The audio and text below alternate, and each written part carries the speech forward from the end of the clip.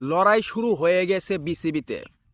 একদল আছে বিসিবির পক্ষে যারা নাজমুল স্যারের পক্ষে, আরেক দল আছে তামিমের পক্ষে। আপনি কার পক্ষে অবশ্যই কমেন্ট করে জানাবেন। আমি তো নাজমুল স্যারের পক্ষে। নাজমুল ইসলাম স্যারকে পদত্যাগ করাতে চাচ্ছে মোহাম্মদ মিথুন ও তার সাঙ্গপাঙ্গরা।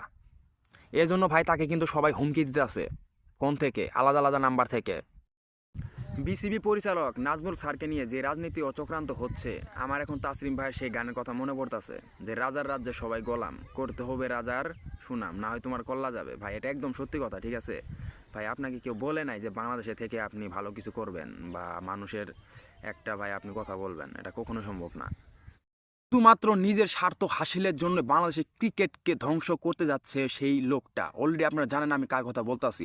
শুধুমাত্র নিজের চেয়ারটা পাওয়ার জন্য যা খুশি তাই তিনি শুরু করে দিয়েছেন। এতে বাংলাদেশ ক্রিকেট থাকুক আর না থাকুক, বুঝছেন ভাই?